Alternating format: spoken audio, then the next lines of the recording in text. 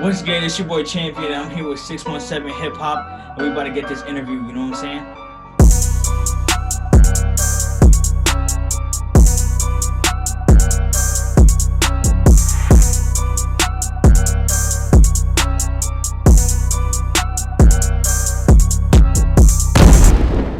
First question I have is for people who don't know you, what do you want them to know about you?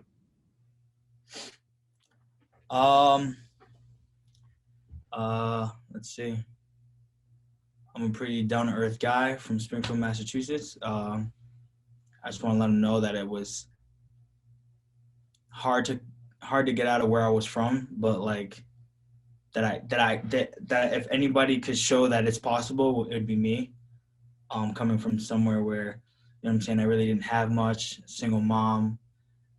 For me to still find ambition and passion in what I wanted to do and be successful with it, it's definitely something I'd want to be known for. I guess diving into your music career, when did you start to make music?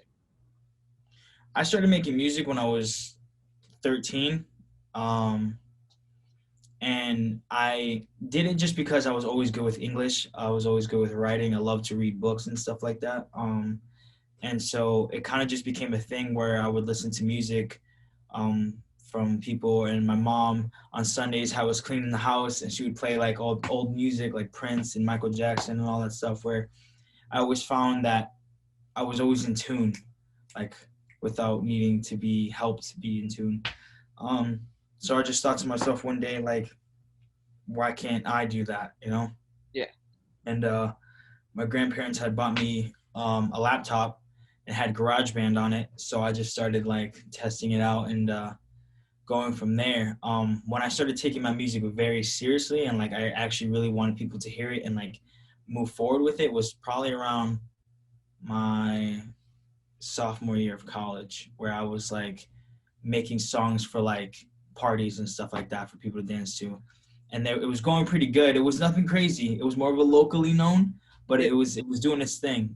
Yeah, and it wasn't until TikTok and beyond that my music took flight. So, what was it like watching your music truly like pop off on TikTok?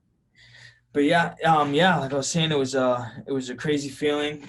Seeing celebrities, seeing big TikTokers dance to my music, it just was really empowering, and it just made me really want to continue doing that. Seeing the comments and people make this a song, and like, uh, it was really a dope thing to feel. And I mean, honestly, like people ask me all the time, like, how do you have like so many like TikTok hits, and how do you do that? Like, and I honestly tell them like these freestyles are just like they are what they are. They're freestyles. I don't have anything pre-planned. It's not until the process of demand enters it that I make them an actual song. So Becky was a freestyle, and everybody was like, I can't keep hearing this on a loop. Like, I need the whole thing. So I made that a real song, and then that became a hit. And then I made another song with another artist, and people wanted that to be a full song. So that's when I hopped on that song. And then, Splash was the same thing right here in my little office slash studio room. And I just said Splash, and that was a freestyle, and everybody just going crazy.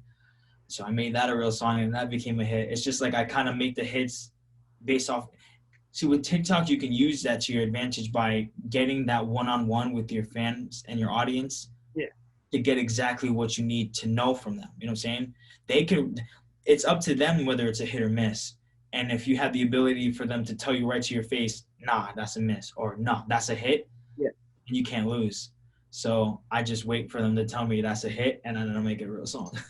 Yeah. So, going off of that, when TikTok helped your music take flight, what inspired you to make a TikTok? I made TikTok as a joke. Um, I didn't really take it seriously. I remember having Musically on my phone for some reason, and I remember one day just like opening my phone, and I saw an app, and it was called TikTok, and I was like, "What's TikTok? I don't understand what." I didn't download that app, and it took me a little bit, but then I realized that it was Musically, but they just changed the name, and like, so I opened it, and then like, you know what I'm saying, different interface and all this different stuff that I've never seen before, and I was like, this is interesting. It's kind of like Vine, but like a little bit longer. So Yeah. I was like, it's pretty cool, I guess. So I like scrolling through, and I was like, I mean, it's really not me, but like whatever. I'll like. So I made like a video or two, and nothing really crazy happened. And then I knew that I just like see when TikTok first started off, going viral and becoming a sensation was very, very easy as compared to what it is today with the Charlies and the Hype House and all that stuff. Before, it was so new that original content was just like could have been anything. Yeah. Anything was original content at that point. So I made some videos, like some impersonation videos of like pretending to be Chance the Rapper or pretending to be Chris Brown and stuff like that. And those videos blew up, and I got like overnight, I had like 250,000 followers. So I was just kind of like, I don't know what to do with all these followers, but like, I guess this is a sign to continue doing this. So I kept doing it for a while, probably about like 6 or 7 months, and just raising my ranks. And I just had this weird feel. I was just like, honestly, like I do music, but I'm really big on TikTok. Like, you know what I'm saying? Like, it clicked in my head. I was like, why am I not using this to my advantage? So I started putting my music onto the platform. Yeah. By freestyling. I used to do these rappers be like, where I would just freestyle for like 15 seconds and make these little bangers. And all it took was one, which was Becky, and it was just nonstop from there. Yeah, I remember. I mean, I downloaded TikTok to start as a joke too, and I remember seeing Becky maybe like 4 or 5 times in a row, like off the sound. It was crazy. Yeah, it went off. It went crazy. I couldn't believe it. Even with Splash too, that was everywhere, and I never. Oh yeah. I messed around with them. It was pretty fun to do.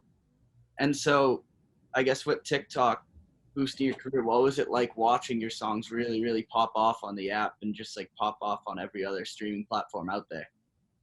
Um, I mean, it was a great feeling, you know? I mean, you go from being like a local artist where like you have some of your friends hyping you up and stuff like that to the whole world hyping you up, to celebrities, you know, doing dances to your songs, and you know what I'm saying, and even bigger famous TikTokers doing dances to my songs. So, like being originally from Springfield, how long did you live in Springfield, and what would Massachusetts or Springfield mean to you?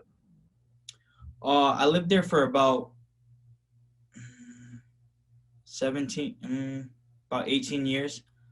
Um, and I moved to Cape Cod for 4 years, just to get away from everything. My mom wanted me to get like a better school education and be around a more easy going community.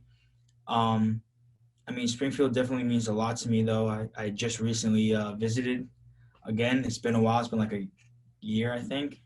And you know what I'm saying? I'm driving through the streets and I see every place I used to hang out. I see the Holyoke Mall. I go to all these places where I remember having these specific moments that I was very, very fond of.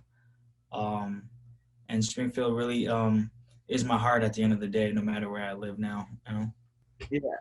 And I guess the last question I have for you for the interview portion is, what should fans expect from you in the near future? Definitely expect a lot more features, a lot more collaborations with other artists who are trying to make that come up. A lot of collaborations with some more TikTokers, and definitely when this whole COVID thing goes away, hopefully some more shows. You know what I'm saying?